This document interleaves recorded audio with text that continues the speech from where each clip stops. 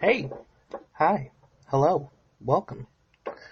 This is the 40 Ounce Fridays podcast number 2.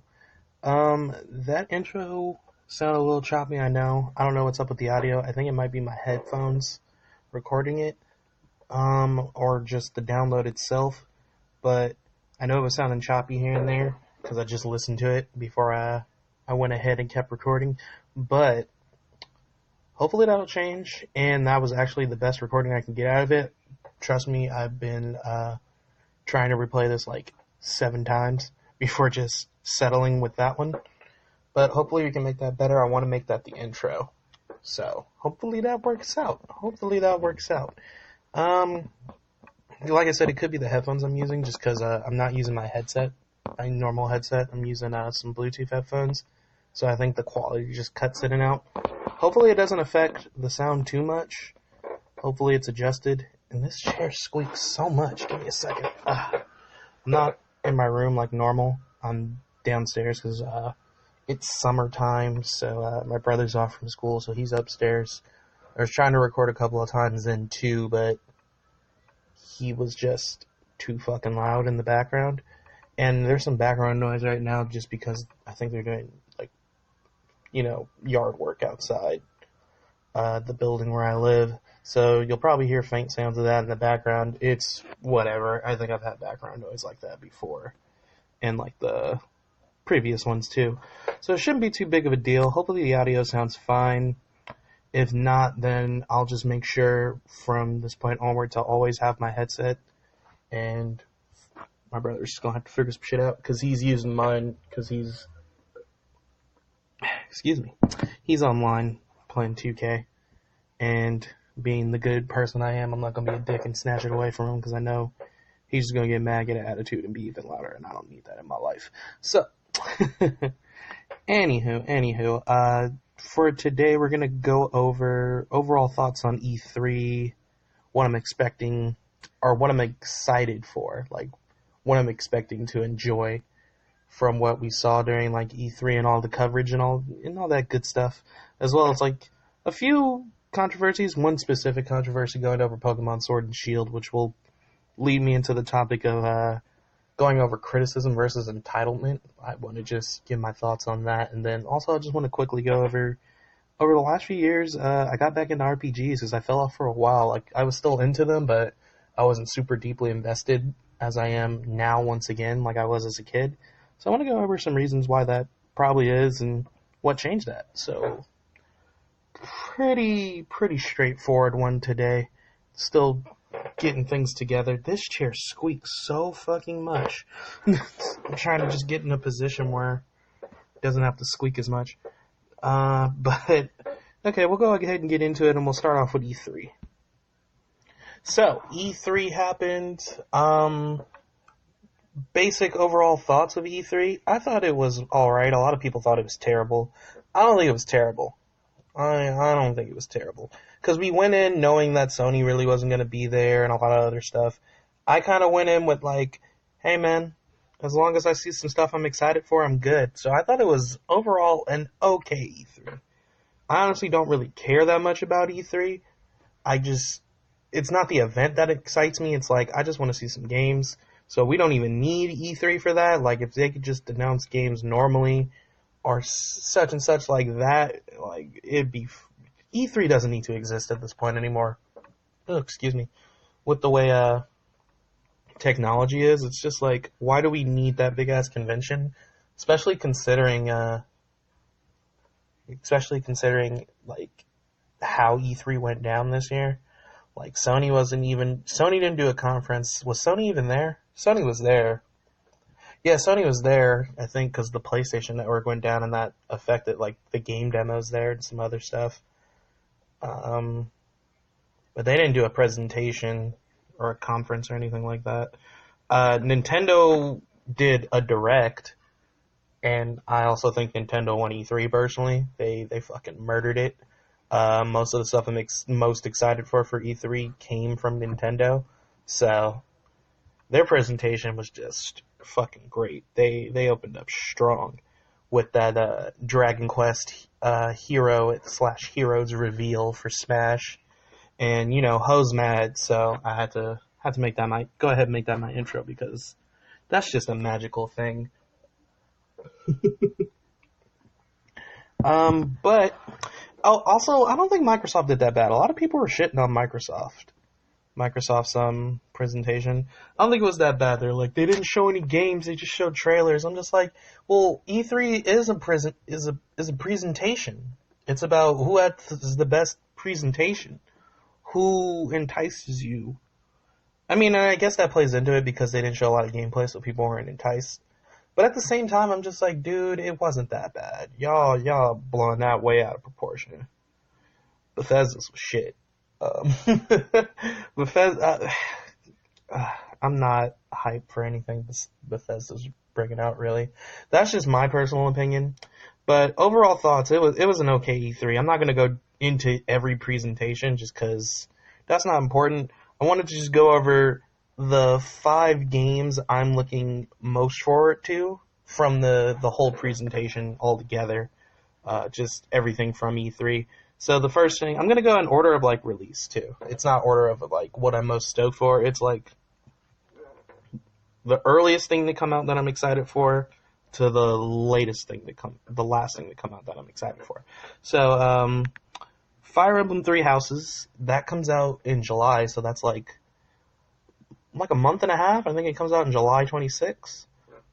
So, I don't know a lot about Fire Emblem Three Houses. I've watched a few videos, I saw the trailers and stuff, but I don't know too much about the gameplay. I've seen little bits and pieces here, like you train the students and all that cool stuff. It looks fun. The graphics look great, I want to say, but I don't know, the way Fire Emblem's art style is, it always looks really good.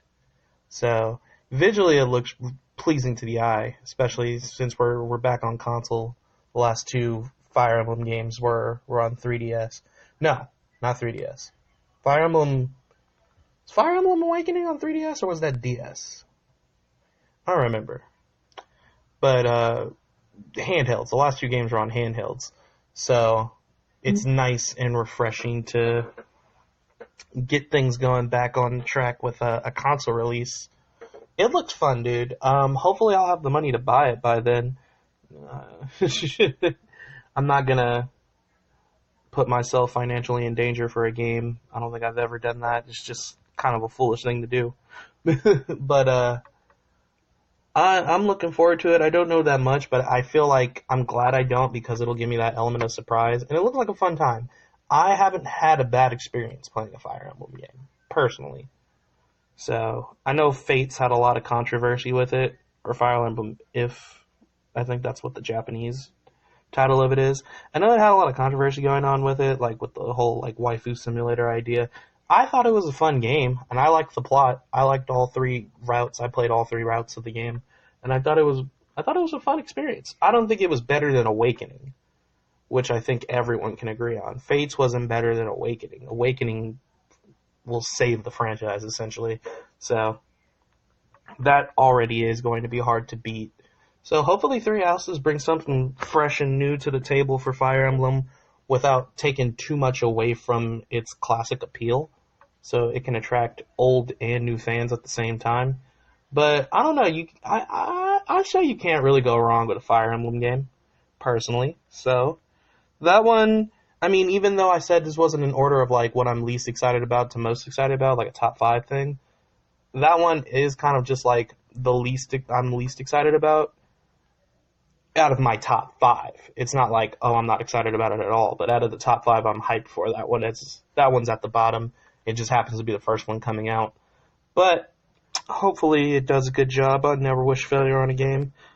And next up, we're going to talk about Sword and Shield. I believe Sword and Shield comes out after that. That's the next thing. I don't know if Dragon Quest S doesn't have Dragon Quest 11S doesn't have an official release date yet. I don't think.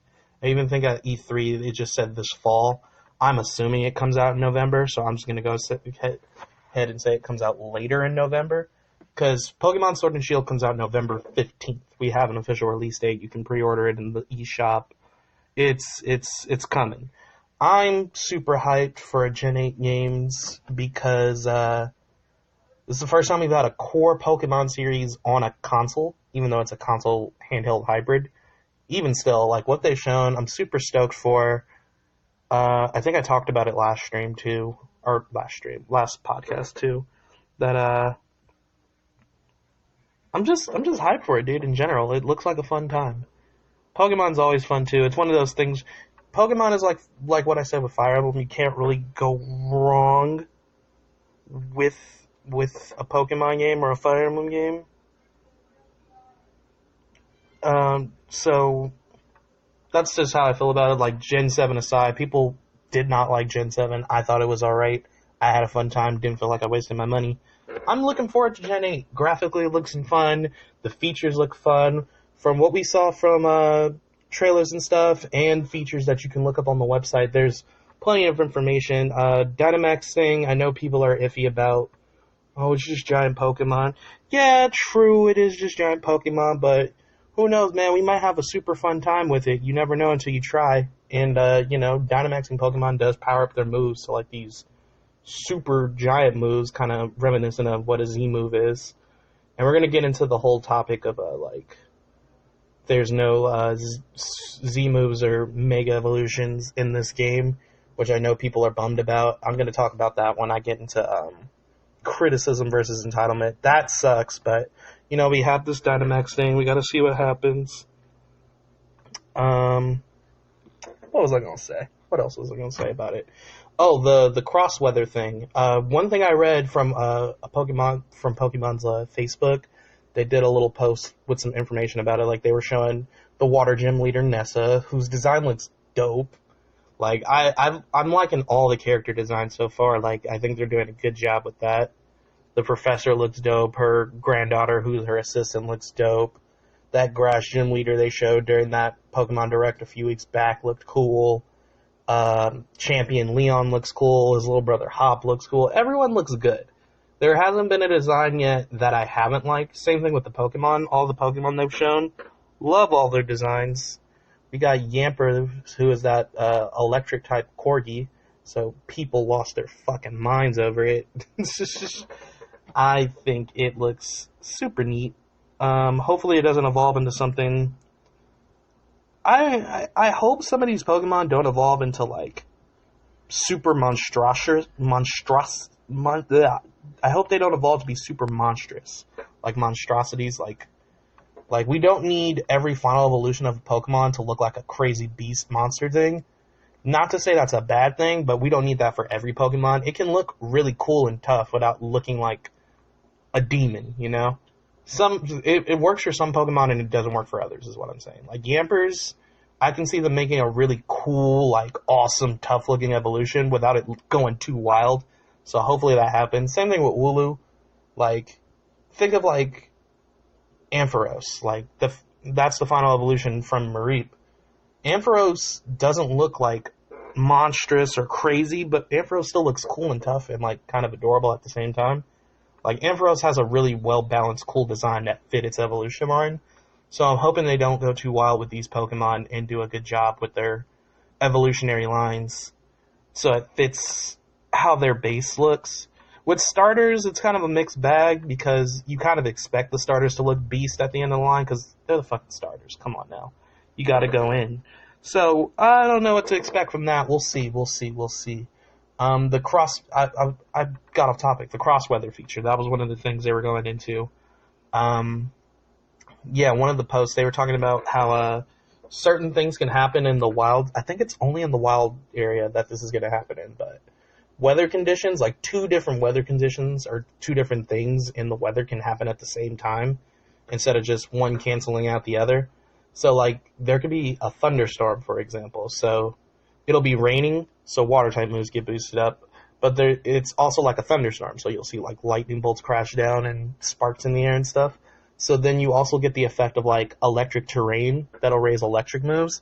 So that's cool, because thinking about that, you can do certain things. Like if it's a thunderstorm, first of all electric type moves are going to get powered up, and all water type moves are getting powered up. But say a move like Thunder, which has crappy accuracy, but in the rain, Thunder has 100 accuracy. So not only is it getting boosted up from the electric terrain aspect, but now it's hitting with 100 accuracy. So you got a deadly move there if you play your cards right. And who knows what other cross weather things they could have. Maybe it can be raining and there's a sandstorm. That'd be some rough shit. Maybe it could hail, dry thunderstorm. Who knows? We got to see what happens with it. But that's cool because the weather thing's been around since Gen 3.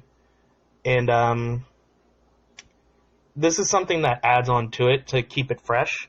So hopefully this is executed well, because if it's executed poorly, it could either break the game or just be nothing important that nobody really cares about.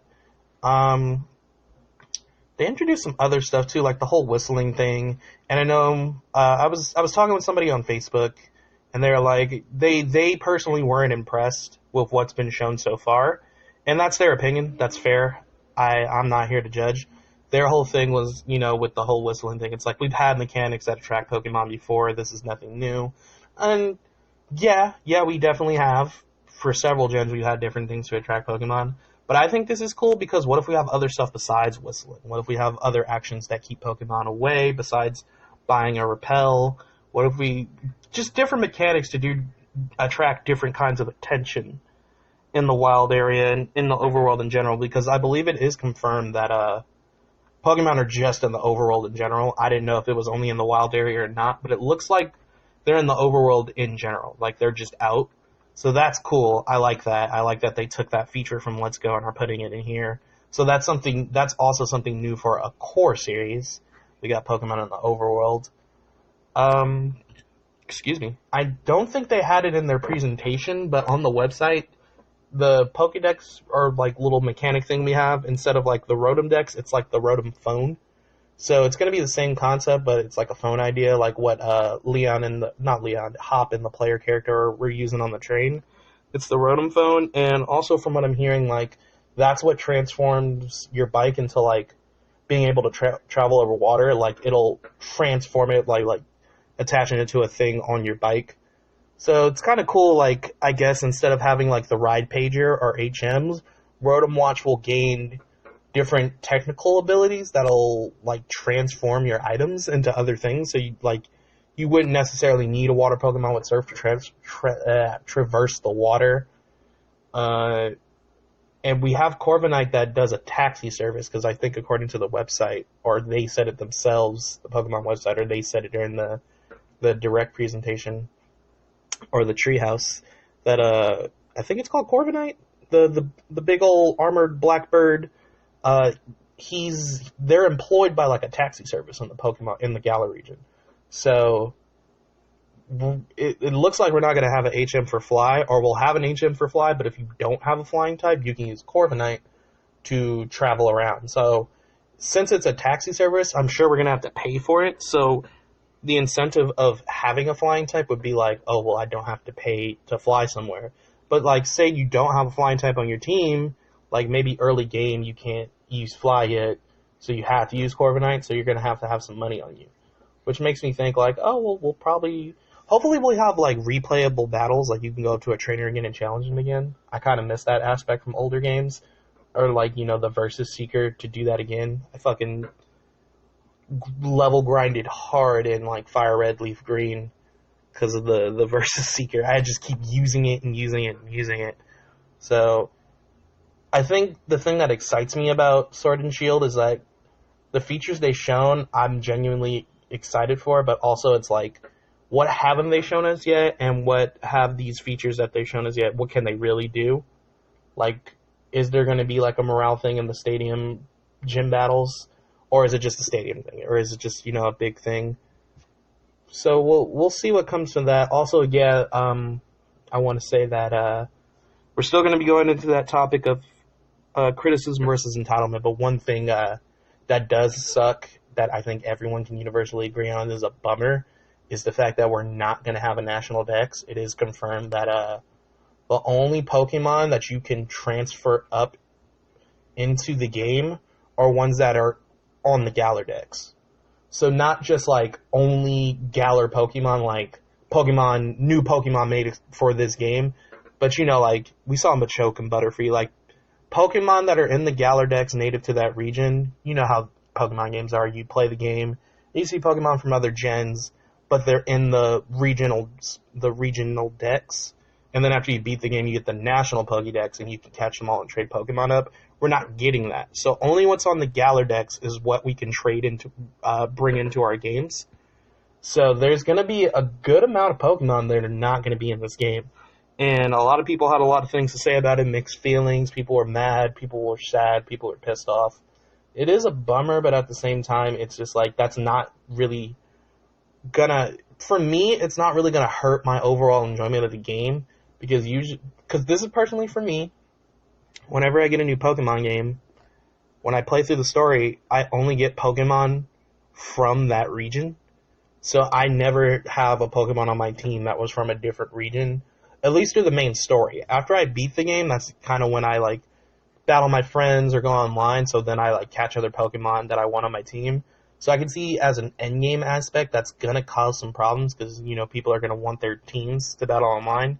Because I know one of the arguments for the whole like no national dex thing is like, you guys are really going to trade up your Pokemon and just use the same Pokemon through the story. And I'm like, I know some people wanted to do that, but also I think that's not it. That's not the case. Some people would like to use the team they had in the previous generation, in previous games, online instead of the main story, you know what I mean? Not everyone's going to transfer their level 100 Pokemon in and play through the story and just mob it. I don't think not everyone does that. It's like, they want their team to battle competitively online in this next generation of Pokemon games. So, we don't know which Pokemon are getting cut yet, because we don't know the full Galar Dex. We don't know how big the Galar Dex is, but it is confirmed not all of them are getting in. And we don't know how many Pokemon are coming from Galar, so in total, we have like 900 and something Pokemon, probably right now. I don't know. It depends on how big the Galar Dex is, but I believe we're definitely hitting the 900 mark and above that. But not all of those are getting in, so we'll see how many. Hopefully at least half. You know what I mean? But a lot of people are also mad at their favorite mons not be getting in. But that's a bummer. I'll get more into that in a second, but I do agree it sucks, but at the same time, it's not going to hurt my experience, because like I said, usually their main story, I'm only using Galar Pokemon. So I guess from endgame, we'll have to see what happens. And for all we know, maybe they'll patch in a National Dex later. Anything's possible. But at the moment, there is no Galar Dex. Or not Galar Dex. There is no National Dex. There are no Mega Evolutions, and there are no Z moves. We know that for sure. We have Dynamax, we have the Wild Area, the Cross Weather Terrain, the Whistle feature, and the raid battles against the wild Dynamax Pokemon in their like little dens. You can do the 4-player raids. So we have new features, and for all we know, there could be more new features. Oh, the Rotom Phone too. There could be new features, but people are hurt that, like, mainly with the Mega Evolution and the National Dex. I don't think too many people are hurt over Z moves, because people like Megas more than Z moves. But that's still a bummer too, that content's getting taken out. But overall, I think it kind of polarized the community. But I'm personally still getting the game. I think it looks cool. So, November 15th. We'll get more into detail in a second. I talked about Pokemon for a good minute, as I always do. But I believe the game coming out after that, for me, that I'm excited for, is Dragon Quest XI, Echoes of an Elusive Age, S Definitive Edition. That is the full name of the game. I am so stoked because I've talked about it in the first, testing podcast thing. I fucking love Dragon Quest XI. Dragon Quest XI is such a good game. It's such an underrated game. It is an experience. I don't want to get too deep into it because I don't want to spoil it for people. If you like RPGs, you need to play Dragon Quest XI. It is so good. It's too good to skip if you're an RPG fan, especially of the fantasy, adventuring RPGs. It's so good. It's almost perfect in my opinion. It's almost fucking flawless. So good. And we're getting it in, not only are we getting it on the Switch, it's not just the port, we're getting a definitive edition. So we're getting new content. So some of the new content is the music's being redone, so it's like orchestra music, like the original like orchestrated music is getting put in instead of the fiasco with the music of Dragon Quest XI. That's why I say almost perfect. There's little things that hurt the game as a whole. Well, little things that hurt the game here and there that Dragon Quest fans were mad at. I didn't notice the thing with the music because I'm not a super big Dragon Quest fan. I do enjoy those games though, and 11 really like hooked me in. That's why I was super excited for Dragon Quest XI's Luminary to be the character added in. I was like, yeah, show my boys some love. But yeah, the music's getting changed to the orchestra music. The 3DS version of Dragon Quest XI had like the classic, like old school bit graphics kind of feel to it for that classic Dragon Quest experience. You can choose between the regular version of the game or the 3DS style of the game when you play. So you can have the classic view if you want, which I think is a cool little side feature. I don't know if you can switch between them freely as you play through the story, or you choose one when you start a file and that's the one you have to stick to. Hopefully you can switch back and forth. I think it's cool to switch back and forth. Sometimes just look at the old school view. And I was like, yeah, that's really dope that they're doing that. Like, just adding, like, little features from the 3DS version in. The thing I'm most excited for, since I've already played the game, though, is actual new content. So not only are we getting the new redone music and the 3DS style old school graphics, we're getting actual new story content. From what I'm seeing, it looks they confirmed that it's like the other characters, like your party members, they're like side stories revolving exclusively around them. What I'm thinking is from what we saw from the little quick cutscenes in the trailer that they were showing when they talked about it, it looks like they might show us what happened to each person before you meet up with them again during Act 2 of the game. If you know what I'm talking about, Act 2, when you gotta get the gang back together. You're separated, and so when you find people one by one, you see what was happening to them. So it looks like these side stories might involve, like, here's what happened to them while you were all separated. This is their story and this is their story, and it looks like you only play as them. So I'm super stoked for that because I loved your whole party in Dragon Quest XI. Everyone was so unique and cool and had something to add to the team. So it's nice to get more info and story and character development from them. Another thing I was thinking that'd be really cool, if you don't want to be spoiled, you should just skip ahead a couple of minutes. I don't know exactly how many minutes. But if you don't want to be spoiled about what happens through the acts of Dragon Quest XI's Act 2 and Act 3, you should skip ahead. I'll let's say like 5 minutes. But okay. So for people who have played or people who are just curious, in Act 2 of Dragon Quest, or at the end of Act 1 of Dragon Quest XI, you guys technically lose to the villain, and he gains this incredible power, and he's about to wipe you guys all out.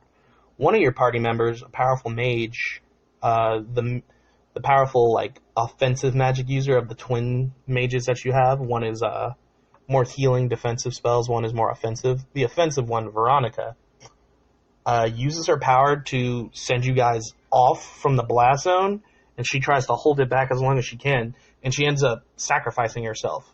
So later we find this out, that she sacrificed herself to save everyone, which is why we were all separated after the initial blast at the end of Act 1.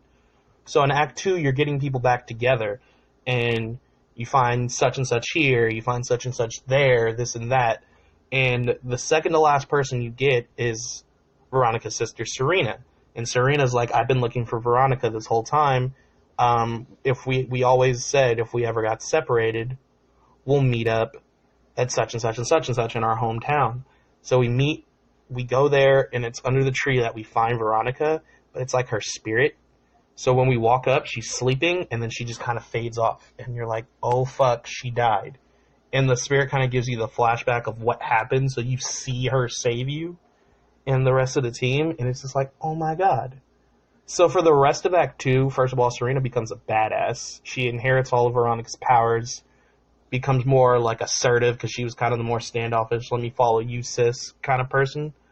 So Serena's character development just goes through the roof. She becomes more aggressive. She becomes awesome. But you play the rest of Act 2, essentially what you think is the rest of the game, knowing that Veronica is dead. She sacrificed herself to save you. So you beat the game, or Act 2, and the end game is essentially Act 3. We find out there's a way to travel back in time, essentially, and we could travel back in time to that point and stop the fallout from what happened at the end of Act 1 from happening, so Veronica wouldn't have to die. But it's kind of like Dragon Ball Z, where, like, multiverse theory, where just because Trunks went back in time and warned them doesn't fix his timeline, it just makes an alternate timeline. That's what that does. So the Act 2 Dragon Quest timeline would still be around, I guess, but you wouldn't be there anymore. Like, and there's no way back. Like, once I leave back in time, I open a new timeline, I'm in that timeline, and I can't go back to the old one. So the game, like, asks you, like, are you sure that you want to do this? Are you absolutely positive you want to do this? Because once you go back, once you go back in time and start Act 3, you can't ever go back to what happened in Act 2. Everything will be different. Act 3, and while Act 3 is worth it because you get, like, the true story, the true villain, what truly happened back in the past, you learn everything, but you lose all that development from Act 2. So I did it, and we were able to save her in the whole story of Act 3. My thing, where I was going with that, was pretty much, what if the DLC not only is, like, extra stuff about the characters when you were trying to find them all in Act 2, what if there's extra content of what happens to the people, your party members you left behind in Act 2, after you break the Spear of Time and trigger Act 3? That timeline is still there, I believe. So what happens to them without you? What if the extra content involving them is about those characters after you left back in time? You know what I mean? So it's like, what are they doing protecting the world without you? Like, what things go down and occur without your help? And I think that'd be really cool, because not only would you be permanently out of the spotlight, so there's no chance of the main character coming back and helping them during these points in that content, it just gives everyone else a spotlight, and besides you yourself as the luminary. So I think that'd be a really cool add-on of content if they did that. I'd be so down if they did that. So that's just me rambling about some ideas that could be in the game. Hopefully they are. I don't know what the extra content is exactly. Maybe it's a mix of both. Maybe it's one or the other. I'm just excited. It comes out in the fall, and I will be playing this game all over again. I don't know if the definitive edition content is going to be added to the PS4 and PC versions, or if it's just going to be an exclusive thing for the Switch. I don't think they've said yet, but it looks like it's only an exclusive thing for the Switch, which just adds more incentive to get the Switch version. But Dragon Quest XI on the go sounds awesome to me, so I have no problem buying it again on the Switch. I mean, when I talked about Dragon Quest XI before, I said I bought it on a deal because I wasn't sure if I wanted it or not. But after playing through it, I will happily pay $60 full price for that game with new stuff in it. So, as you can see, I'm super hyped for a game I've already played. And then another game I already played that comes out early next year, a new version of that, is Persona 5 Royal. I'm super, super excited because I want to play Persona 5 again. Oh man, the ending of that game, when my friend played it when it first came out, I played it super late. I played it like a year later. One of my friends was saying, like, dude, the ending of that game is like saying goodbye to really good friends. Because that's what it is. So when I got to that point, I was like, holy shit, you are just saying goodbye to really good friends. I'm going to miss everyone in this group so, so much. So it's cool that we get to experience it again, but with new stuff. We got a new party member, because Kazumi, I believe that's what her name is. She's a dancer that attends the same school as you. What we know about her persona is it's not called Cinderella. It's called Cinda something, but it's like, I think German or French for Cinderella. It's Cinderella, essentially. That's what her persona is, and it's based off of. And at first I thought it was weird because everyone else's persona is based off like a famous thief, whether it be from like real life history or like a story, like Arsène Lupin, lady from the Three Musketeers, even Akechi's like fake persona was Robin Hood. There was Carmen, Goemon, Captain Kidd, like stuff like that. Like they're based off stories or like real life people, just kind of like the story's more embellished. So I was like, why is Cinderella here if she's not a thief? But the one thing Cinderella has in common with all of those thieves is they're considered rebels. They rebel, and Cinderella does kind of rebel in her story when she goes against the godmother and the sister's wishes and goes to the ball and does that thing that is kind of rebelling. So she is breaking free, and that was kind of the theme of the game. Like, people are being held back, and they become rebels. They essentially become the bad guy to be free. That was kind of the idea of it. So it does fit the nature of the game. So I was like, oh, cool. And then, I mean, her persona will probably evolve because everyone else's does if you raise their confidant levels to max. Her persona evolves from, like, a thief thing to, like, a mythological trickster. So I wonder what hers will be from there. But I'm excited. It looks like she uses a rapier to fight. And her gun looks kind of like an old musket rifle kind of thing. I haven't seen enough of it. I saw it real quick, but that's what it looked like. With the sword, I think she had a rapier kind of sword thing. And she looked really graceful because she's a dancer. I like her. Like, her outfit design's cool. Her persona design's cool. I'm excited for this character. And they showed, like, a little bit of her personality through, like, a character trailer. She's a goofball. And I think that's neat that we got just another personality, another fresh face to the team. And I think we also got another confidant exclusive character. He's like either the therapist or the guidance counselor at the school. He's a new guy. So we got that. We have an extra semester added to the storyline. So that's just more time to raise more confidant levels and do free stuff. So, one thing I wonder is Persona 5 The Royal going to be a brand new standalone game that you have to purchase regardless of if you already have Persona 5 or not? Or is it technically a content add-on, and if you don't have the game, you can just buy Persona 5 The Royale for like $50-$60, and if you already have the game, it's like an expansion you can buy for $20. I don't know if what they're doing yet. I don't know if they've confirmed what exactly it's going to be. I have to look more into it. I would prefer a content add-on, honestly, just so I don't have to pay another $60. But I wouldn't be opposed to buying Persona 5 again. In fact, I didn't even buy Persona 5. I borrowed it from a friend. My friend let me borrow it because he didn't have his PS4 anymore. So, I didn't even buy the game. So, it doesn't matter to me either way, actually. So, works for me.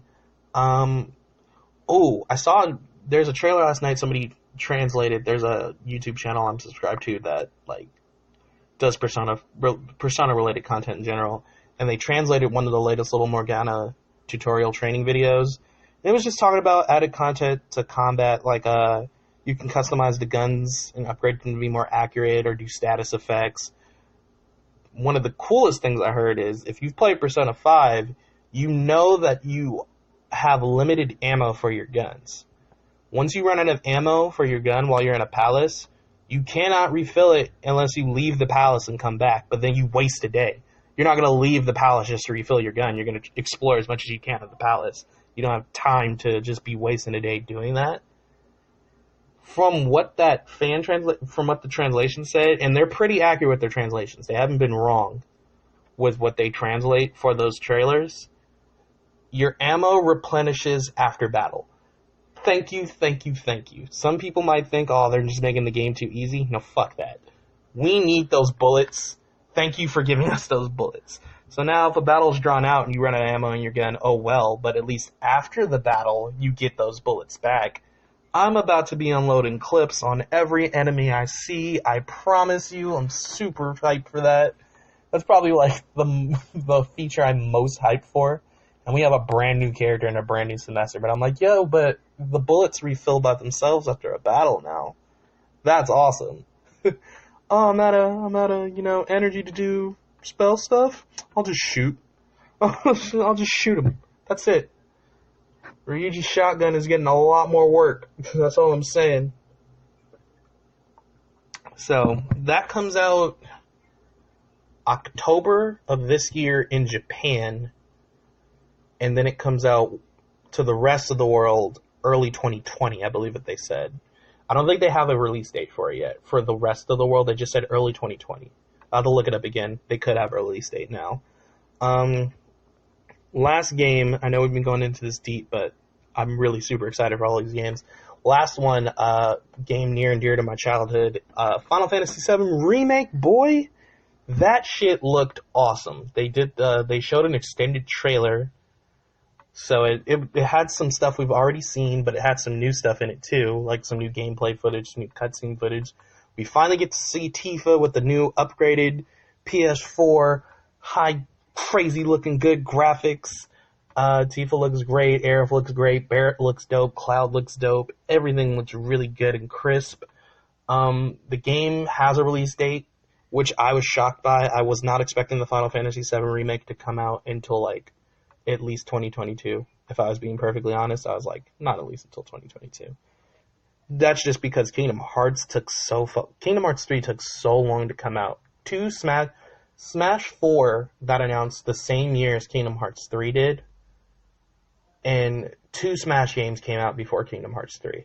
So, that took a long time. And then Final Fantasy 15 took like 10 fucking years before it came out. And it's been, when did they announce the 7 remake? 2015? So 5 years later. So, and who knows how long they were developing it before they announced it.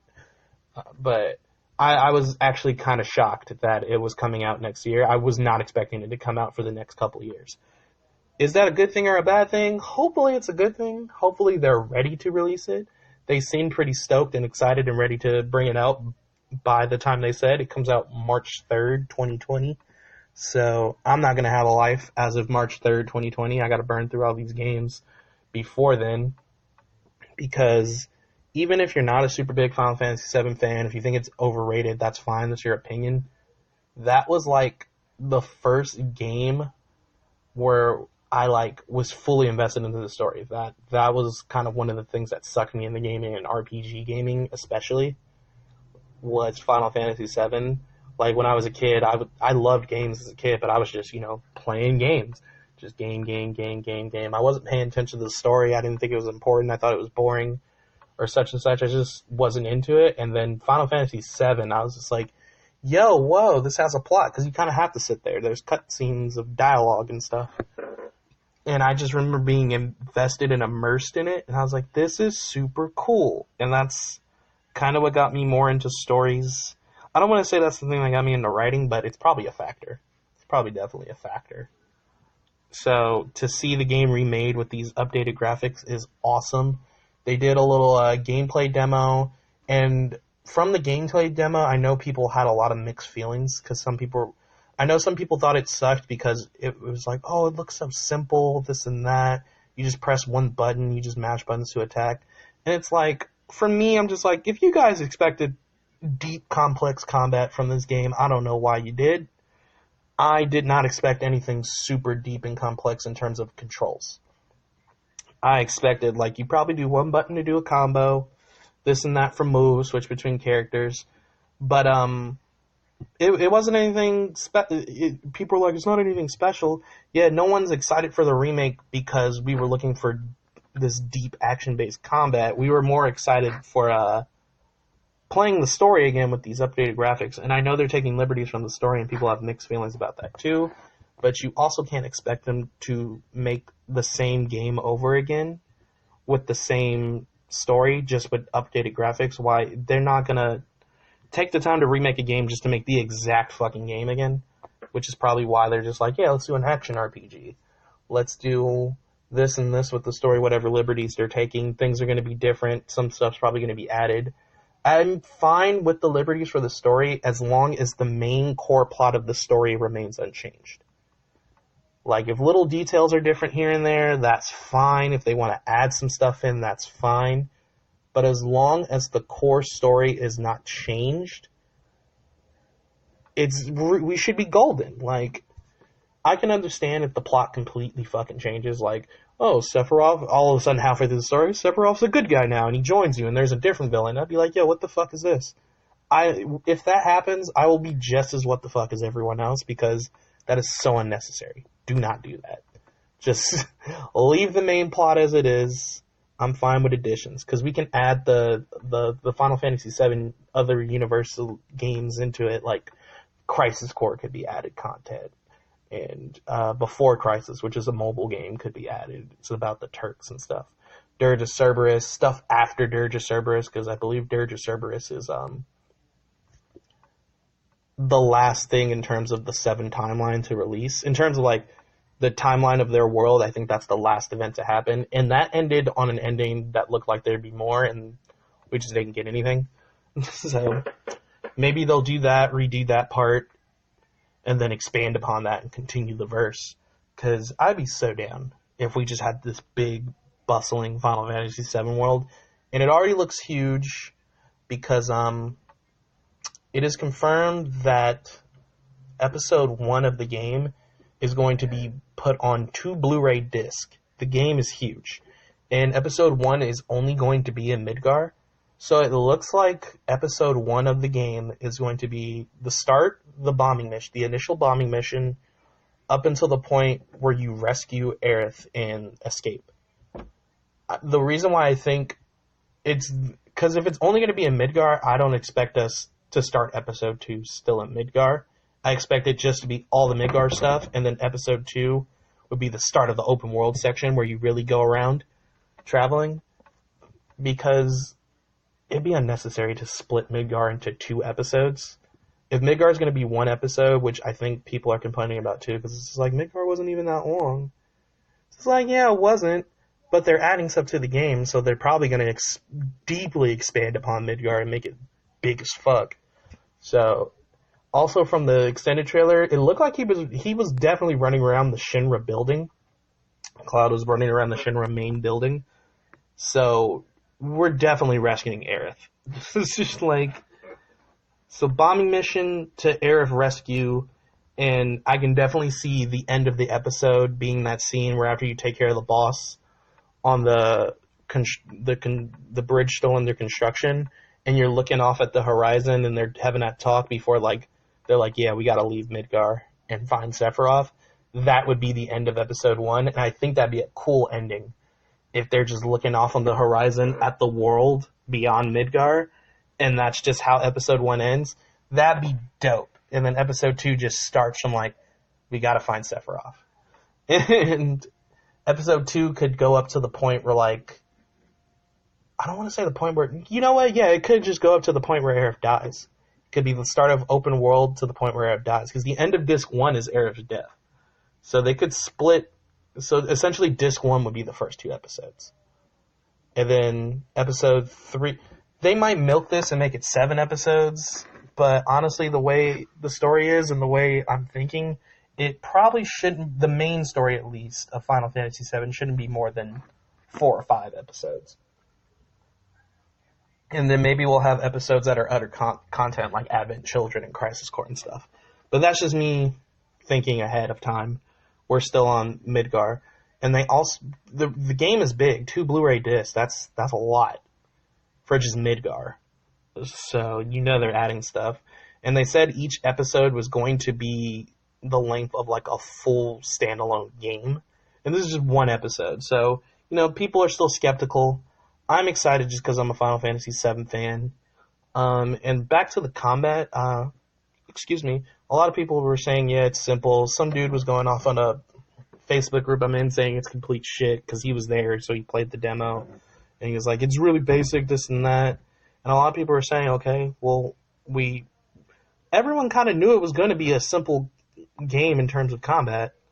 And he was like, you just mash a button. And then and people were like, yeah, I remember traveling across the world map, level grinding in the original Final 7, just pressing one button to attack and get past the enemies. And it is different because a turn-based RPG is different than an action RPG. So if you're going to use that argument, it is kind of different, but at the same time, it's not. But also, I watched like an hour-long video from a popular YouTuber I watch. I think the channel is called Maximilian Dude. But if you guys know who I'm talking about, Max, he's super into fighting games. He loves Final Fantasy VII too. He's super into all games, but he's really good at fighting games. Like he's really good at teaching you stuff and telling you about stuff with it. And I enjoy his content, even though I suck at fighting games. He had an hour-long video talking about what he experienced from the demo at E3 for Final Fantasy VII Remake. First of all, that demo isn't even that long. That was loud. My brother was like yelling upstairs. That's why I paused.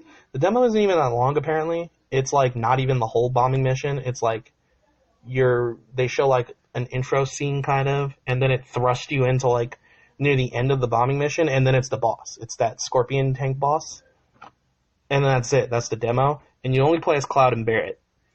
But from what he was saying with the combat, it is simple, but there's a lot of things to it. It's a lot of simple things. It's just the number of things to it that are going to add to the experience and the fun. And you do just press one button to attack, like with Cloud, like he does his sword combos, but depending on the timing of the button presses, you can do like a launcher into the air. You can swipe down, things like that. So there is a little bit of comboing in it. It's probably super, super basic. It's not going to be like a deep, robust combo system. But there is a little comboing based on like the timing of the button presses. And another thing they were saying is characters, at least Cloud and Barret, feel very different. Because, of course, Cloud uses a Buster Blade and Barret has a gun arm. But they did a good job of making it feel different. Because Cloud running in, slicing up with the sword, and they said Cloud does, and it's very grounded. It's not like the Dissidia games or anything like that where you're dashing and gliding through the air. Like, when Cloud runs up to somebody, he's running. And for all we know later, when you level up and get better, like, it could turn into something like that. But early in, like, Cloud looks like, oh, the sword is heavy. But when he swings it fast. But, you know, if he misses that recovery back to his neutral, like, sword standing stance, it looks a little slower because he has a big-ass sword. He just swings it. When he attacks, he swings it really fast and does his combos. So that's cool. That's a cool aspect. And the whole, he blocks, he holds the sword up in front of him, and he can walk forward while he's doing that. So you can kind of like get in close while he's being shot at, dodge roll and things like that. They were like, Barret feels more like a tank. He's more heavy when he dodge rolls. He's like really slow and he doesn't roll too far ahead. It's kind of just like roll to the side, kind of has a sidestep. And you just hold the button to shoot with Barret like he's Gatling gun, you know, big shot and stuff. But he's definitely more tankier. He walks out, deals a lot of long range damage, stuff like that. So the complexities I think that are going to come from the game are going to be the differences between the characters, because already Cloud and Barret are very, very, very different characters already. But in terms of its gameplay, they did make sure to make them feel different. They're weighted different. They do different things. And one aspect we saw from the trailer that Max was talking about too was you can be grabbed by an enemy, like the Scorpion boss like picked Cloud up and grabbed him, and it was like holding him and it was about to like blast him with the laser point blank, it looked like. And you switch to Barret and you can shoot the tank.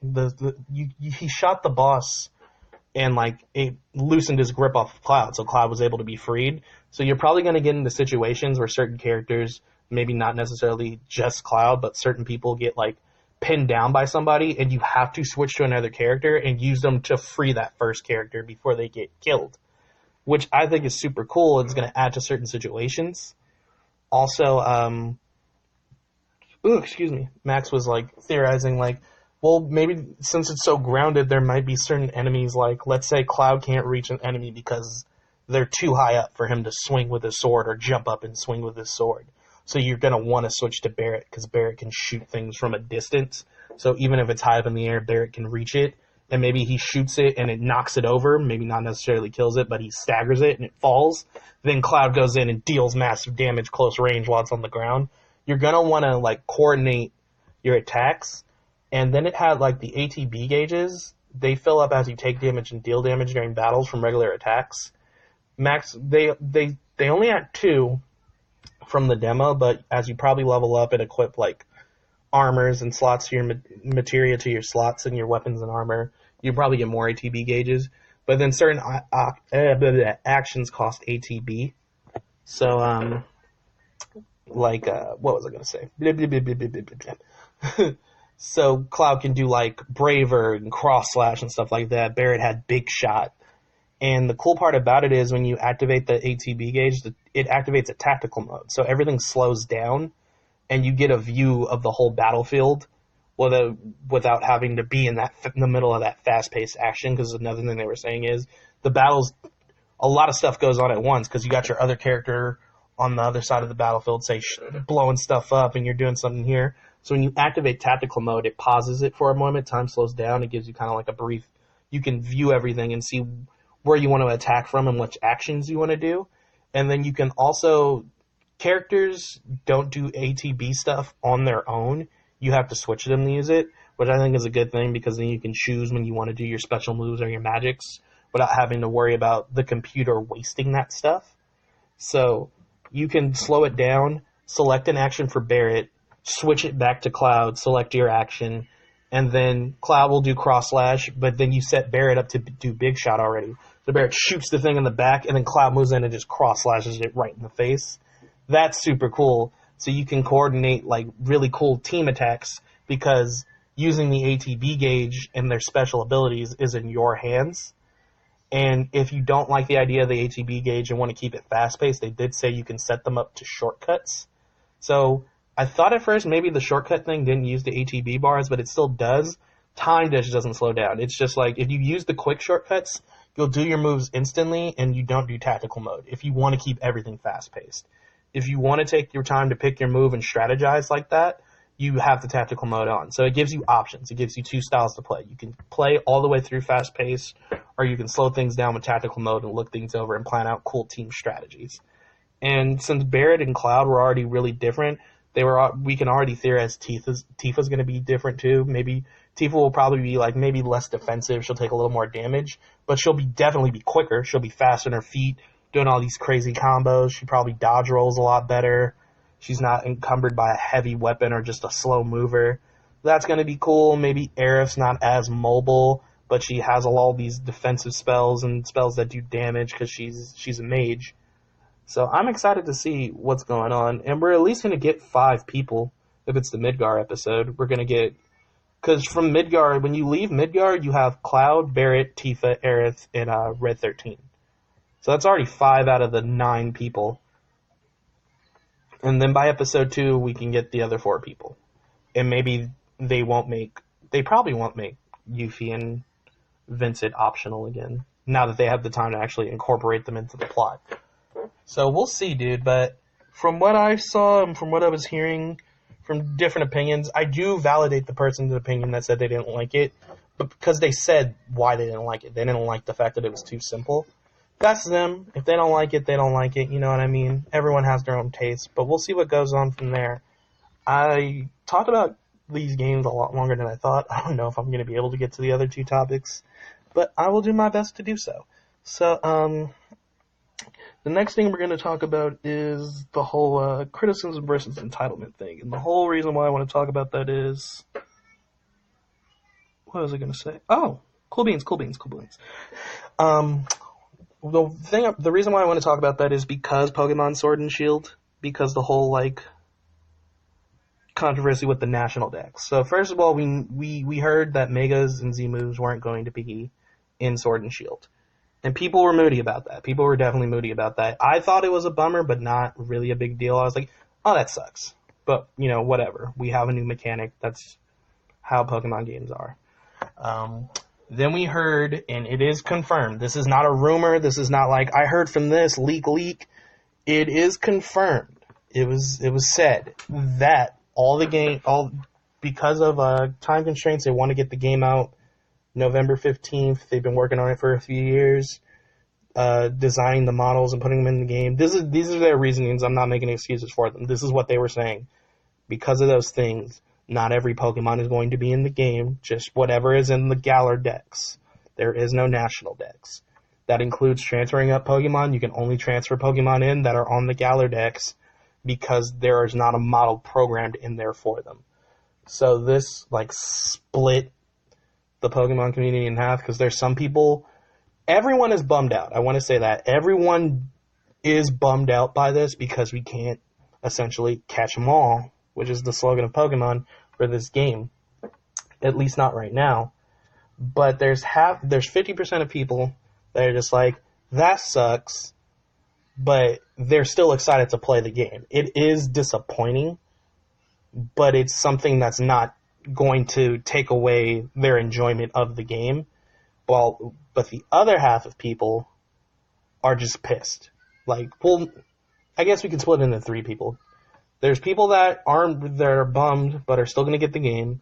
There are people that really don't like this and are criticizing Nintendo for the choice, Game Freak for the choice, saying, you know, they have the time, they have the money, why can't they do it?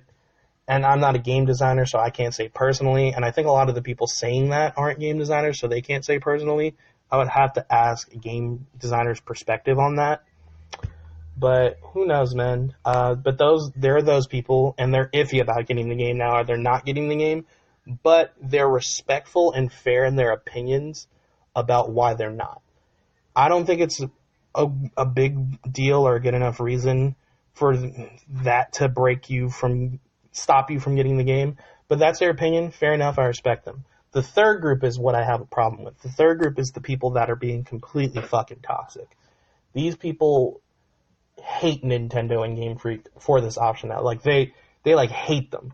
Like, it's gotten as far to the point where on, like, Game Freak social media, Nintendo social media, and the Pokemon Company's social media, all of those, they'll be posting things about the new game, like the cross-weather feature, stuff about the Dynamax, stuff about the raid battles. And on Facebook especially, I'll see, like, a shit ton of angry reacts being, like, the top reacts, either second or third on that, in those top three. And then I'll read the comments, and it's just people, like, being so overly outraged. Like, they're threatening them. They're saying, you know, fuck you, Nintendo. Fuck you, Game Freak. How dare you? This and that. You guys fucking suck. You guys deserve this and that. Like, how dare you disrespect us? And that's the thing I have an issue with, and that's the thing I think is so fucking ridiculous. Because... you know the people doing these comments are grown-ass men and women. How are you this fucking childish?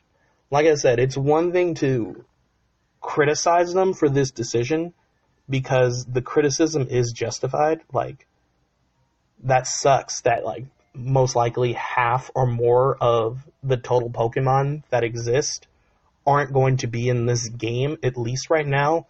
For all we know, maybe they'll add an update that adds a National Dex. If they see the criticism and the criticism from people who are respectful in telling them, perhaps they'll, like, you know, take that to heart and be like, okay, we'll do an update later and we'll add in the National Dex. I don't know yet.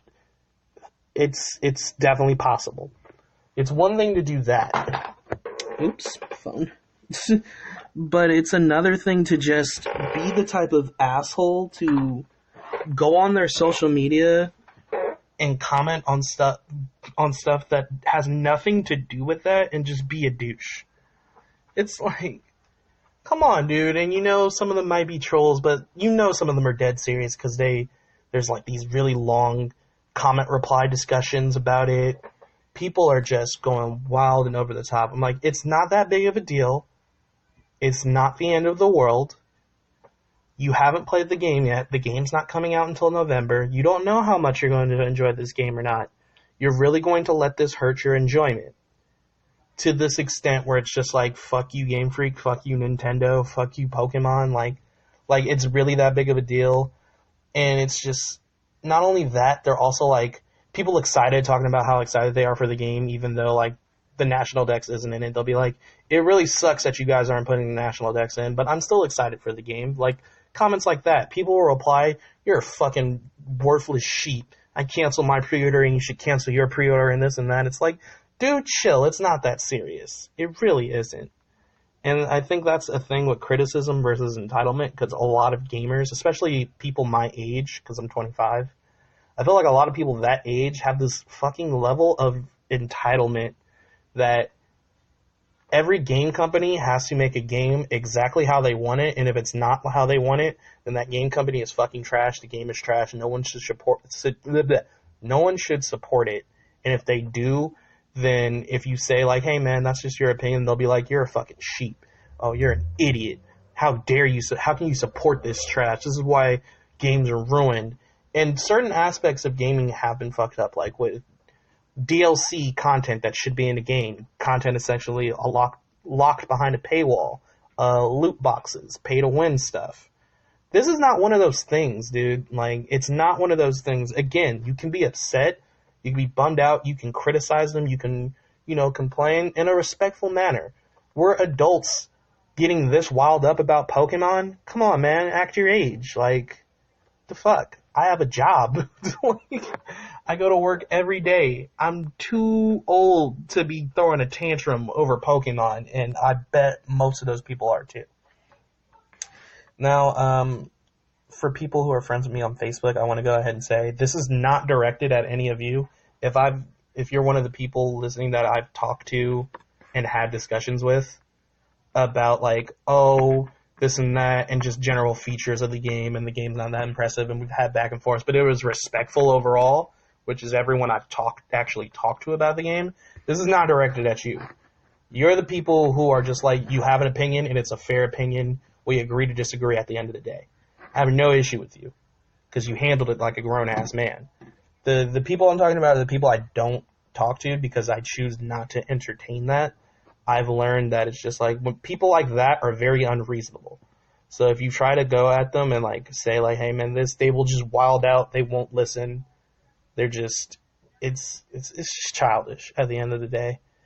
And it's like, why?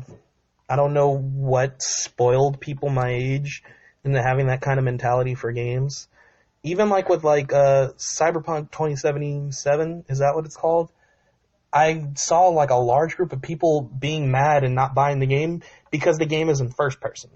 And they're like, oh, I want it in third person. This is stupid. This game's trash. I'm not getting it. I'm canceling my pre-order.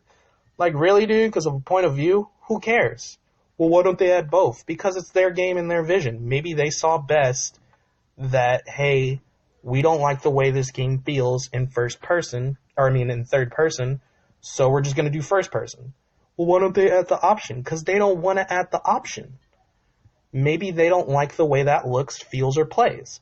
Maybe they feel it's the best decision for the quality of their game to not have a third person. You're just going to play first person. That is their choice. I don't see how that is harming your experience just because you have a preference of point of view. I prefer third person as well. I don't play a lot of first person games. I prefer first person. Like when Skyrim had the option between first and third, I played mainly in third. That wouldn't stop me from playing Cyberpunk 2077. It's not something that was in my top 5 that I was super excited for, but I am interested in the game, and if I do have the money to get it around the time it comes out, I might pick it up because it looks super fun. And I prefer third person, but I have zero issues with it being in first person. That was never something that affected my view or opinion of that game from what we've seen. The game looks awesome. The game looks well made. The game looks visually stunning. And it looks like an all-around good time. You can play a full playthrough pacifist. You don't have to kill a single person to beat that game. That's super cool. It adds a lot of freedom in your hands. So I'm interested to see more of it. But people get so wild up because of a point of view. Like, because of the game's like first person instead of third person. It's just ridiculous things like that where it's just like, guys, can we be adults? Can you grow up for like 2 seconds? It's not that serious. And I'm not saying you're making a big deal out of it because you wanted a third person. Like I said, you can have a criticism and be respectful at the same time. Like, you don't have to go completely ballistic and throw a fit because the game company didn't make the game tailored directly to you. Like, you're not special, dude. come on, man. If you don't like it, you don't have to get it, but you don't have to harass them. That's my problem with the Pokemon thing. You don't have to harass them publicly like that. That's ridiculous. That's childish, and it just shows where you are mentally, in my opinion. Again, if you have the criticism, but you're respectfully going about it, like how I've been talking to people and they have a different opinion from me, but they're respectfully going about their business, that's fine. It's justified. Like, this is kind of a big deal, but at the same time, it's not that big of a deal to go that crazy about, to threaten them, to say, how dare you disrespect us. They didn't disrespect you, bro. You're upset because they took a feature out. They did not disrespect you for taking that feature out. They thought it was in their best interest for something. People agreed, people disagreed. That's the end of that's it. You can buy the game or you don't buy the game. And that's kind of all there is to it with that. I don't have a lot of time left, so I'm just going to go ahead and hop into the last one because I think I'm just going to keep going and going with that.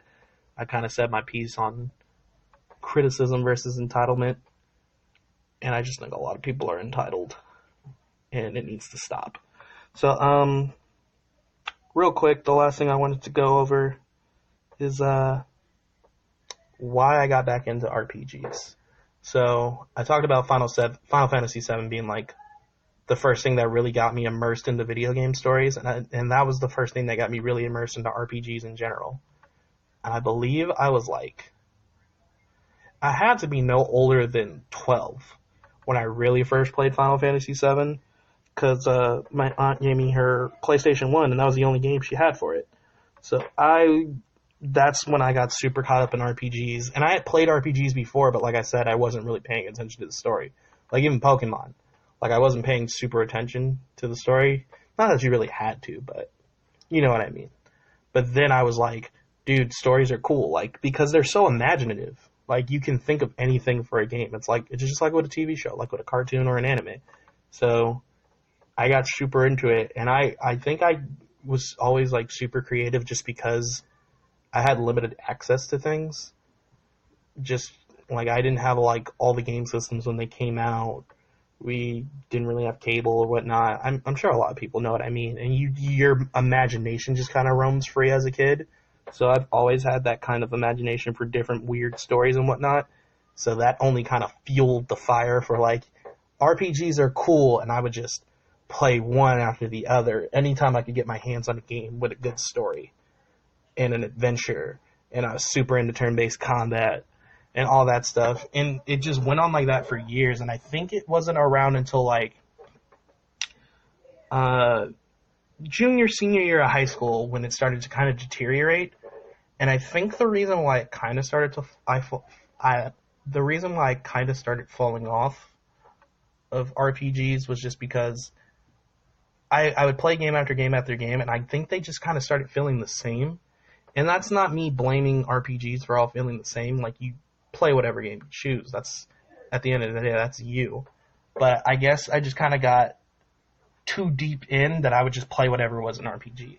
So eventually, like, these games started to bleed into each other. It's just like, this is the same thing, this is the same thing, this is the same thing, this is the same thing.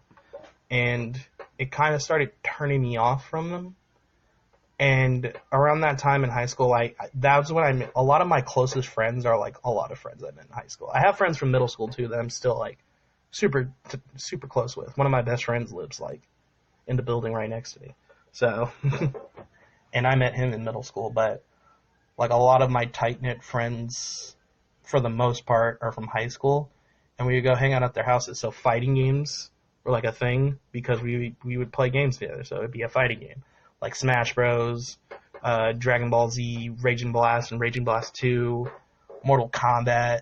When Mortal Kombat 10 came out, we were on that. Just stuff like that. And then I started getting more into fighting games. I had always kind of been like whatever with them, just because for me, I was bad at them, so I didn't really like playing them too much because I sucked. But I would rage because I get mad at the computer. I'm the type of gamer that gets mad at the computer and not at actual people. Like, if I lose to a real person, I don't get super upset about it. I'm just like, that person was better than me, and you just beat my ass. That's life. But with a computer, because I'm playing a game, I'm trying to get something. So, like, I'm either trying to unlock something or get a character, just finish the storyline, and it's just like, you get annoyed playing the same thing over and over again. So with fighting games, since I was so bad at them, I had to replay stuff a lot, and it would just piss me off. So with RPGs, it's just like, oh man, I died. I just have to level up and get stronger. You don't really level up in fighting games. To get better at fighting games, you have to get good. Essentially, you have to get more skillful. And I don't have the talent for it. I'm very decent at fighting games. It's like I'm like either terrible at a fighting game or I'm okay. Like with Smash Bros, that's probably like the fighting game I'm best at.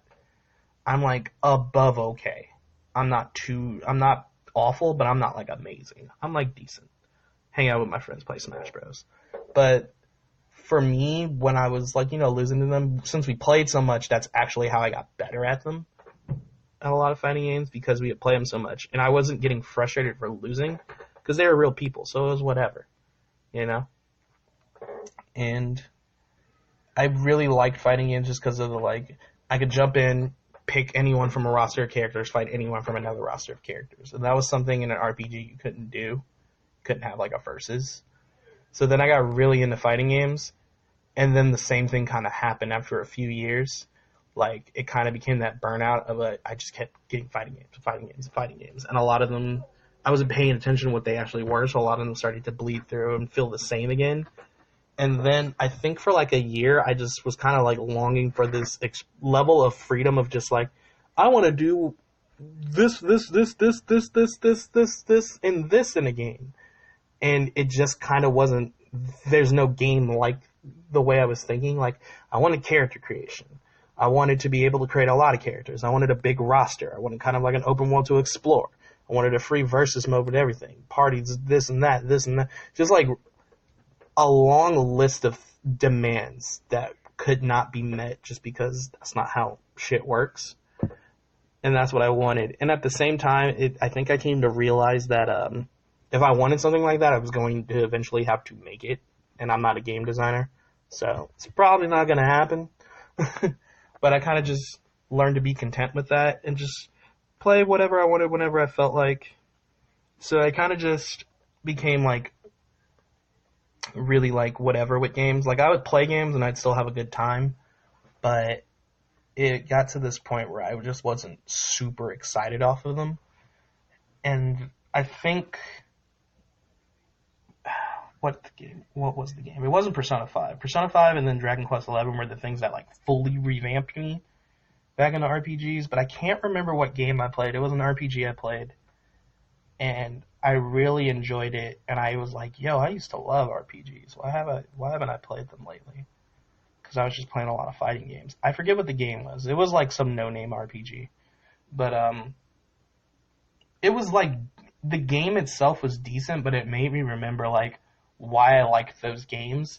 Because even though it didn't have like that sense of like, oh, you can fight anyone versus anyone in a fighting game kind of thing, it was the world and the story. And, I've been writing for a while at that point. This is like 3 years ago. So I've been writing for a long time. And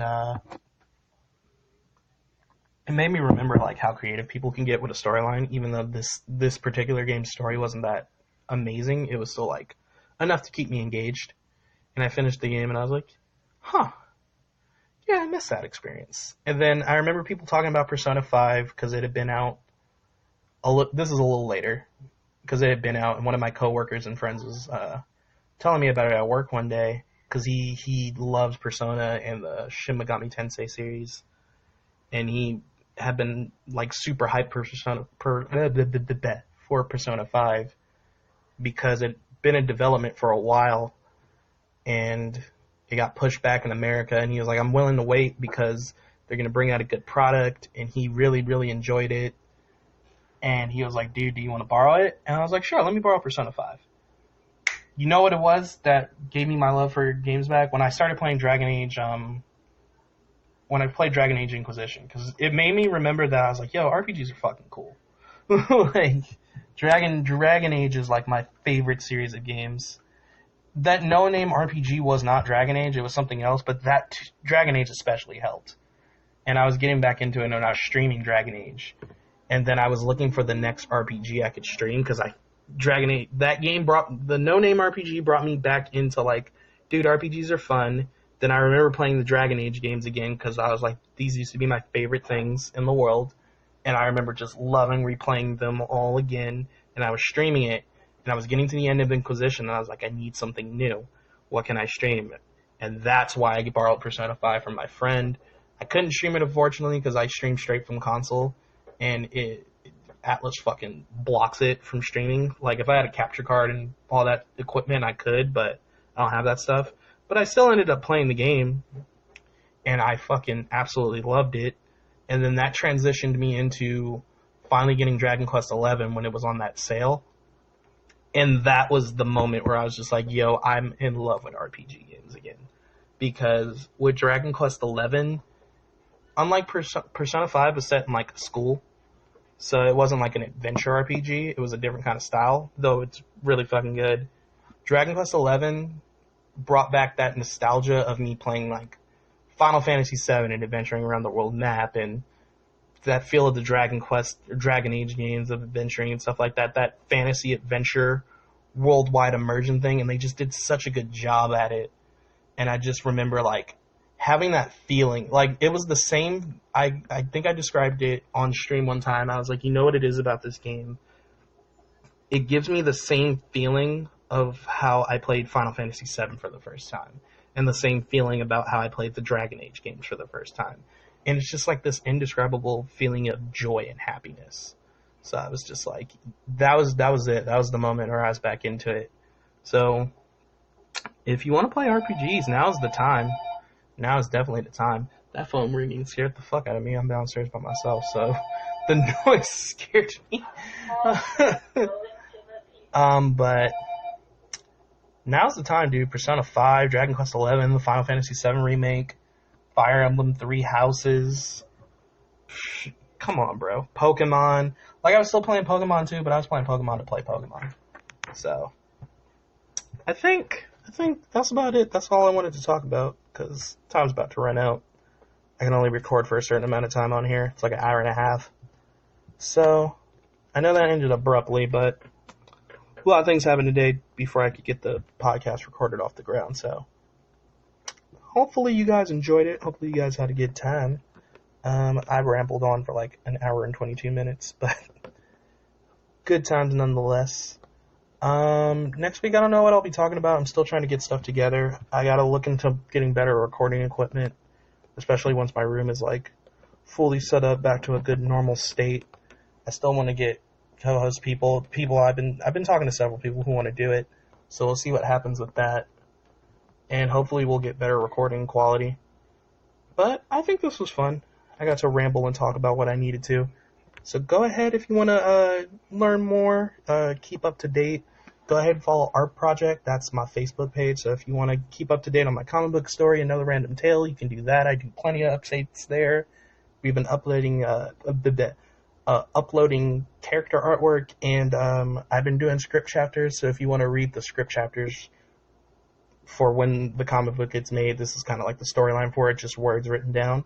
Just message me an email on Facebook, and I'll email them to you. I always love criticism, as long as it's healthy, good criticism. Nothing like, your story shit. Like, I actually want feedback on how I can improve, and what I did right, what you enjoyed, what could be improved, what you didn't really feel, you know what I mean? So go ahead and do that. I also post when I'm streaming on there, what I'm streaming. We do Neverwinter, which is the D&D RPG, on Mondays. Every Monday we do that on Twitch, and then Tuesday, Wednesday, Thursday is RPG Let's Plays. Currently I'm doing God Eater Resurrection, and I plan on doing God Eater 2 and God Eater 3, so it's going to be a whole series of Let's Plays. So if you want to do that, you can go ahead and go to the Twitch. It's HiK-Upp the Gamer. That's what it's called, HiK-Upp the Gamer. So that's for that. And, just keep up to date on the podcast. Hopefully we'll get better quality as we go along. I feel like I feel like this one was better than last week's. Could be wrong, but I think I'm getting better at this whole thing. Hopefully, I keep improving, and hopefully, we can get some better equipment. We got to plan that out. Um, I think that's it. I think I plugged everything I needed to plug. So our project is kind of the main hub. My main that Facebook page is like the main hub to get any information you want from what I'm doing, whether it be another random tale, whether it be the streams, or whether it be the podcast. I share stuff all there. It's just, have a good time with it. Have a good time with it. And support your boy. Your boy would love the support. So, anywho, hopefully you guys have a good weekend. I'm going to try to enjoy mine. And I'll see you next Friday or Monday if you come to the stream. And remember, hoes mad. Hoes always mad. See y'all later.